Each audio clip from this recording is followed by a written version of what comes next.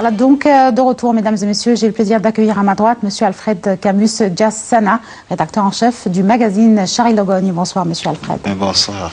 Et Dr Ali Kouré, un autre invité qui s'est absenté pour une longue période de Nile TV. Bonsoir Dr Ali, vous êtes analyste politique.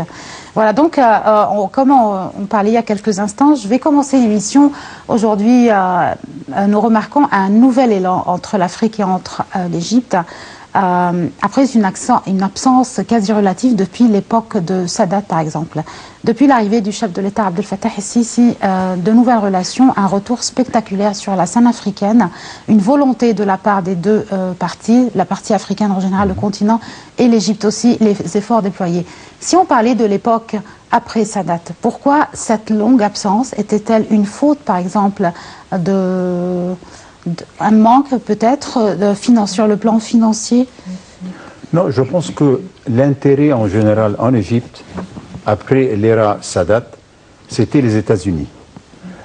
Donc, on avait toujours intérêt à évoluer avec les États-Unis et l'Europe, en négligeant l'Afrique, ce qui était une faute grave. Tout le long du règne, si on peut dire, de Moubarak, l'Afrique était reléguée à la seconde place dans tous les efforts déployés par l'État égyptien. C'était dommage. Parce que moi, je disais toujours dans le temps, l'Afrique, c'est un continent qu'il faut explorer tout le temps. Il faut échanger tout ce que nous avons au point de vue produit, investissement, culture, tout ce que vous voulez avec l'Afrique. L'Afrique est très riche en tout, surtout les ressources. L'Égypte aussi est riche, elle a quand même une culture qui date depuis 4000 ans. On pouvait échanger beaucoup d'idées entre les deux, l'Afrique en général et les pays arabes et surtout l'Égypte. Oui. Mais malheureusement, on a négligé ça et c'était une faute parce qu'on l'a vu plus tard. Lorsqu'il y a eu le problème du barrage de l'Éthiopie, bon, on n'avait plus les éléments pour pouvoir résister à l'attaque, si on peut dire, de l'Éthiopie en ce qui concerne l'eau.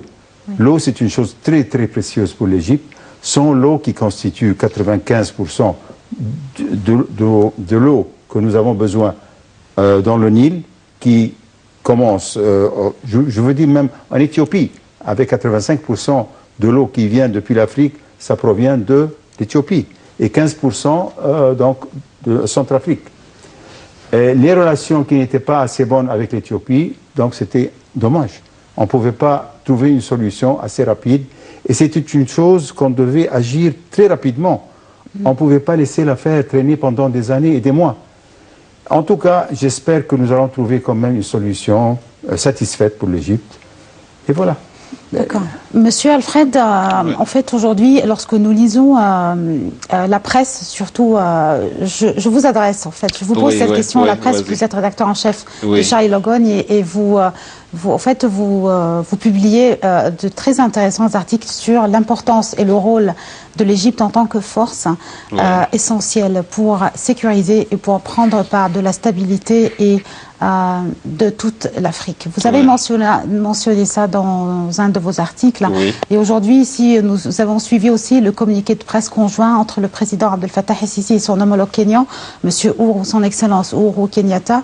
Ils ont parlé de cette même force de l'Égypte et de sa place au milieu du continent africain et comment l'Égypte aujourd'hui peut-elle continuer à être cette même force dans le cadre ou plutôt à la lumière des mêmes défis auxquels fait l'Afrique et l'Égypte en même temps, dont par exemple la lutte contre le terrorisme.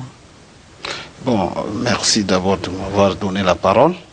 Bon, vous savez, l'Égypte, ça fait depuis fort longtemps que l'Égypte s'est beaucoup plus focalisée.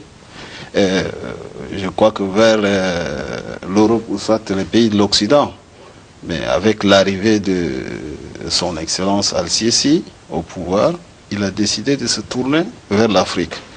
Donc, à mon avis, c'est une bonne vision, c'est-à-dire c'est une très bonne décision, parce que vous savez, le monde entier est séduit par l'Afrique. Oui. Parce que l'Afrique dispose de beaucoup de matières premières, de ressources, que ce soit les ressources humaines aussi, parce que vous voyez, à travers le monde, il y a beaucoup de bras valides, des jeunes Africains qui aillent à l'extérieur et qui réussissent pas mal dans certains pays, que ce soit aux États-Unis ou soit en Europe. Bon, au côté sécurité, vous voyez que l'Égypte a beaucoup d'expérience dans le domaine de la sécurité. Parce que vous voyez aussi, avec tout ce qui se passe en Égypte, l'Égypte résiste et l'Égypte réussit vraiment à sécuriser son pays par rapport à tout ce qui se passe.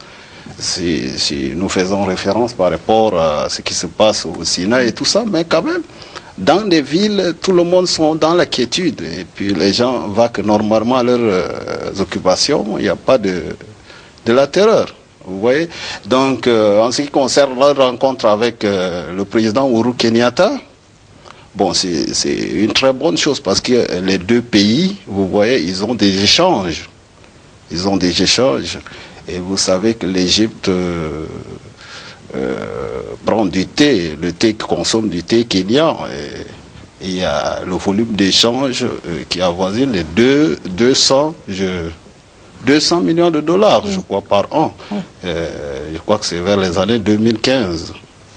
Et du côté égyptien, vous voyez, l'Égypte a beaucoup à donner aussi au Kenya parce que l'Égypte est beaucoup plus expérimentée dans le domaine de la sécurité.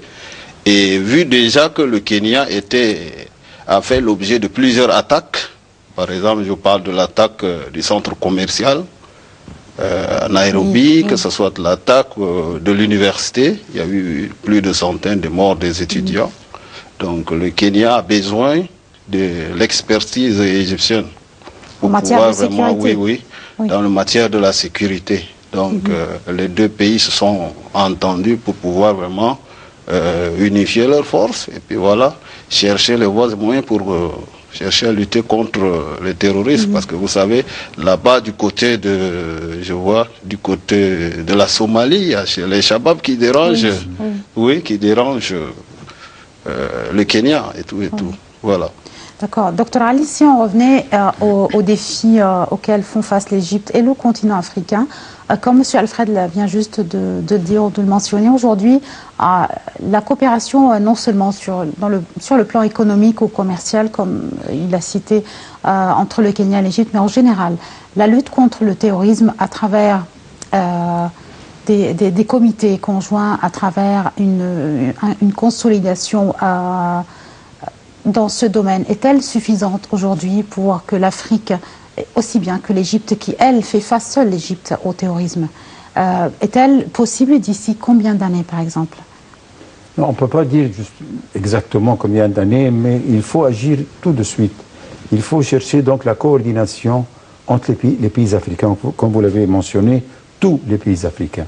Nous voyons le Tchad par exemple qui souffre, le Niger, le nord du Cameroun, le Nigeria, la région du lac. Et là, il y a une coopération entre ces pays-là. Et ça a rapporté quand même des résultats qui sont positifs jusqu'à présent. Mais on veut dire maintenant que ça soit une chose générale. Comme il y a des échanges entre les pays, tout ce qui est commerce, investissement, il faut aussi avoir des échanges au point de vue sécurité. Ça fait partie du package, comme on dit. Oui. Alors là, je pense, avec l'aide des pays concernés en Europe et aux États-Unis, ils peuvent quand même financer ces projets de sécurité pour l'Afrique. Et même en échange entre les deux, tout ce qui est sécurité, intelligence, comme on dit.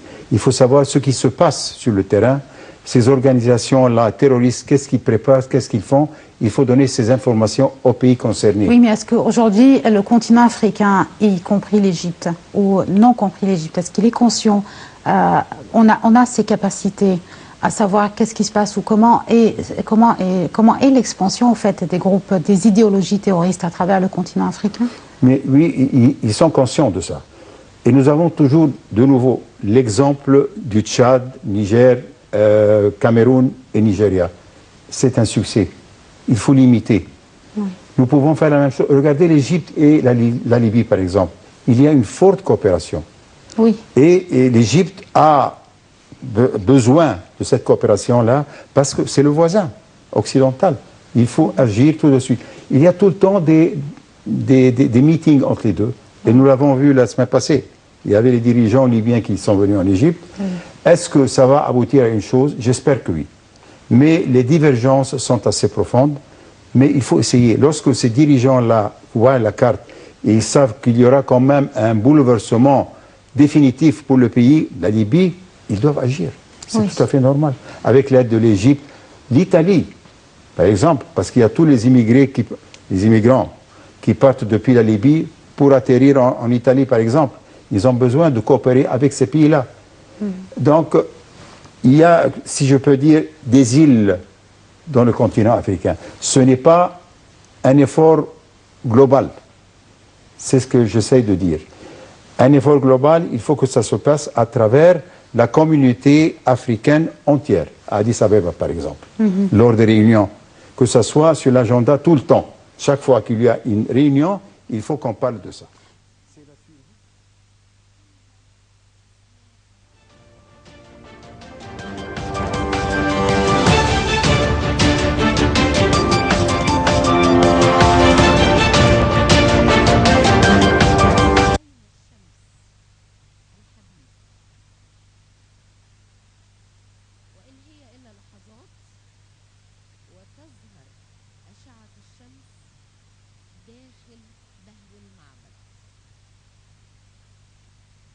وعظمة المعمار المصري القديم في دخول أشعة الشمس بالتدريج لتضيء المكان وتحوله من الظلمة إلى النور البسيط إلى أن يصبح في داخل العمق في قدس الأقداس توجه أشعة الشمس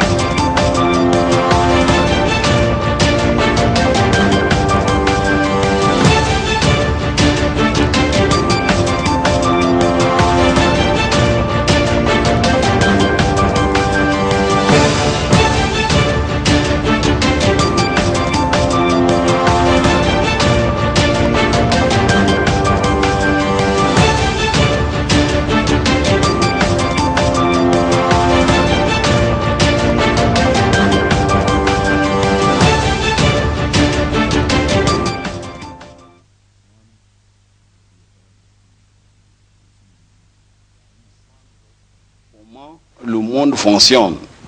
Parce que ça fait déjà des siècles que ces populations africaines sont marchées dessus. Donc vous voyez, maintenant, il y a des jeunes panafricanistes qui ont décidé de fonder une organisation qu'on appelle l'organisation URPANAF pour la lutte contre le néocolonialisme, vous voyez. Donc c'est un front uni, c'est-à-dire tous les jeunes engagés sont unis. Maintenant ils ont créé cette organisation, ils ont donné d'abord lancé le slogan le front anti-franc CFA. Vous voyez. Et ce front anti-franc CFA, ils ont voulu vraiment que certains chefs d'État, généralement dans la zone francophone, certains chefs d'État les accompagnent, mais vu déjà que ces chefs d'État de la zone francophone sont influencés par la France indirectement, donc beaucoup ne se sont pas engagés pour soutenir ces jeunes. Donc ces jeunes, ils ont décidé maintenant d'utiliser leur dernière arme, qui est le pouvoir d'achat. Le pouvoir d'achat, c'est-à-dire que les peuples ont le pouvoir d'achat. Et ce pouvoir d'achat influence directement sur le pouvoir politique. Vous voyez, parce que les pouvoirs politiques, ils ont ce qu'on appelle les partenaires. Et ces partenaires, parmi ces partenaires, il y a ce qu'on appelle les bailleurs de fonds. Et ces bailleurs de fonds, ce sont eux qui sont des chefs des entreprises qui sont implantés partout en Afrique. Donc, ces chefs des entreprises qui influencent indirectement via nos chefs d'État africains, surtout dans la zone franc CFA, et maintenant, ils seront obligés, parce que quand moi, par exemple, je donne un exemple, j'ai mon téléphone, j'utilise une carte SIM d'une compagnie française qu'on décide de le boycotter. Si je sors et que si nous sommes 1 million, 3 millions, voilà combien ils vont perdre. Ils vont beaucoup perdre.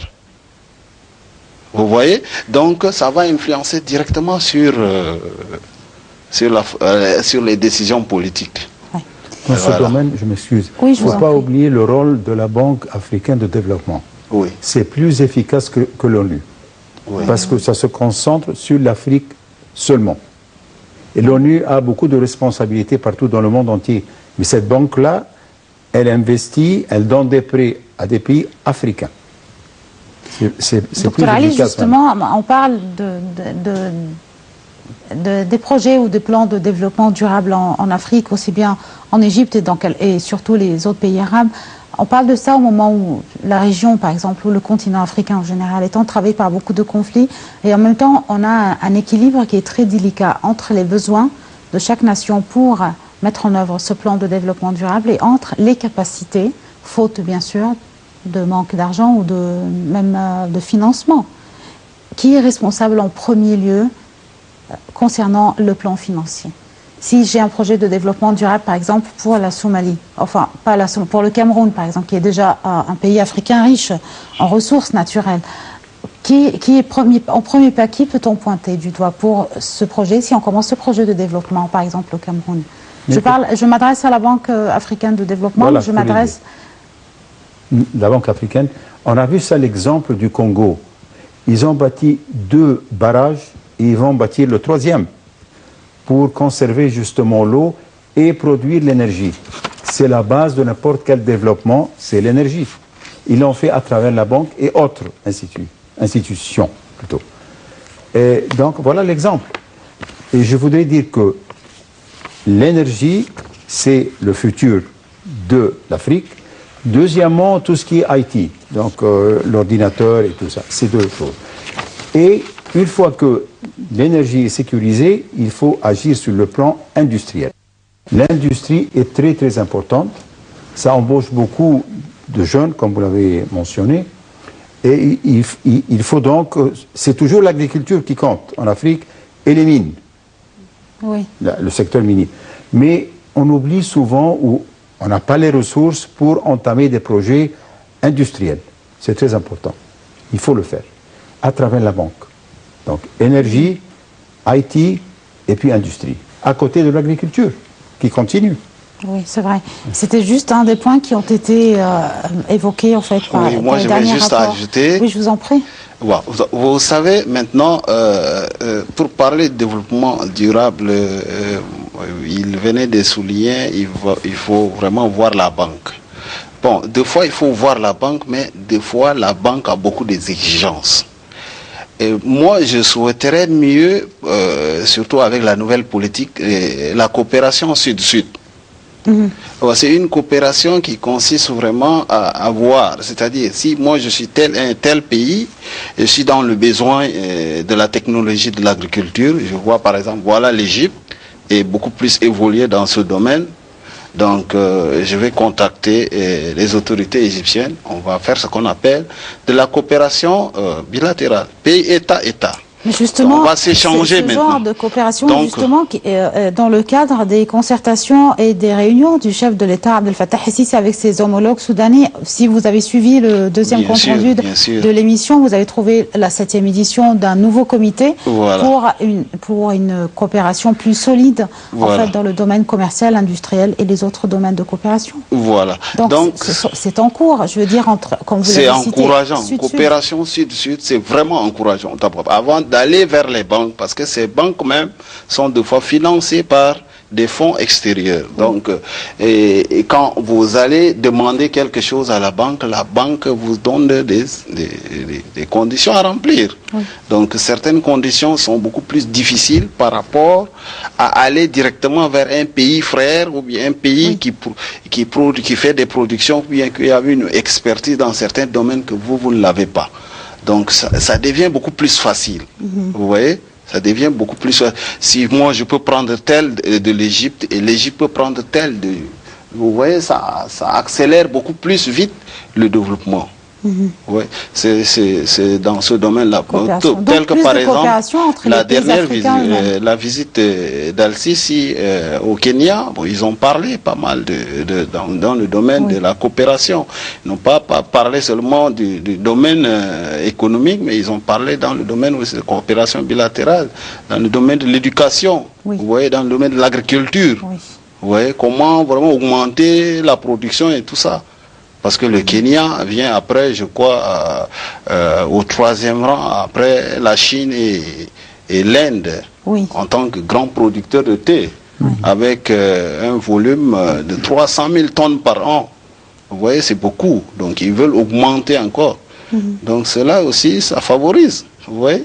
Mais je me demande aussi, où est le rôle du COMESA même? Ça devrait justement remplir cette tâche-là, plus ou moins. Oui. Mais je ne vois pas que COMESA agit pas mal. Et on a vu par exemple le Kenya, ça fait partie du COMESA, ainsi que l'Égypte. Oui.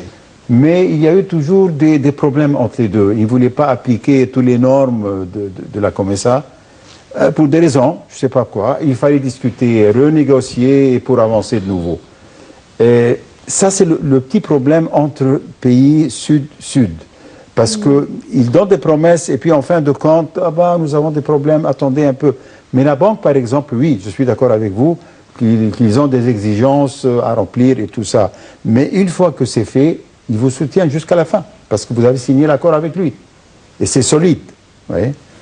Bon, donc il y a comme ça et autres, l'Ouest Afrique, Centrafrique, il y a beaucoup des comités d'organisation qui regroupent des pays. C'est ça. Mais attention, quand on est déjà on regroupe les pays, c'est là où ça devient difficile. C'est là où, quand les pays des sous-régions, c'est là où ça devient difficile parce que ces pays-là sont influencés par le monde extérieur qui vient prendre les matières premières. Donc, ils ne vont pas vraiment chercher à libérer ces pays-là vraiment. Oui, mais lorsque les grands investisseurs, les grandes entreprises internationales se sont fixés comme objectif d'investir en Afrique, je pense que ceci va changer un peu la donne. Si vous parlez, qui sont peut-être influencés. C'est la concurrence maintenant. C'est la concurrence. Justement, les derniers rapports, Dr Ali, de la Banque mondiale, des autres organisations internationales sur l'Afrique depuis 3 ans, ils parlent d'une Afrique qui connaît une croissance évolutive. 7% en moyenne, chaque année. Oui, et c'est bien sûr des résultats très encourageants. Et ceci, qu'est-ce que ça peut en fait nous laisser prévoir ou prédire concernant le début de ces investissements et toujours à la lumière des concertations continues avec l'Égypte au milieu, avec son retour en Afrique et entre les autres pays africains qui sont surtout intéressés pour l'investissement en parallèle avec leur lutte contre le terrorisme, à part les autres pays qui sont en lutte contre le terrorisme. Oui, écoutez, moi je me demande, les hommes d'affaires égyptiens, pourquoi ils hésitent d'aller investir en Afrique? Ça, c'est une chose que je ne comprends pas. La dernière réunion, en fait, la visite du chef d'État au Kenya, oui, je crois qu'il y a 7000 entreprises égyptiennes au Kenya. Mais qu'est-ce qu'ils ont fait en fin de compte? C'est ça, ce qui compte pour moi, c'est la signature des accords entre les deux. Oui. Je ne sais pas, je ne suis pas au courant. Mais souvent, ils sont partis avec les présidents depuis Moubarak jusqu'à présent. Ils ont rencontré des hommes d'affaires africains, on se salue, on s'embrasse, mon frère, ils quittent et puis rien ne se passe. Les autres, par exemple, les pays arabes même, les Émirats, l'Arabie Saoudite, ils investissent en Éthiopie dans l'agriculture. Immense. Et tout ce qui sort de cette terre-là est exporté à l'Arabie Saoudite et aux Émirats, surtout le riz. Oui. Alors, ils ont intérêt à pacifier l'Éthiopie.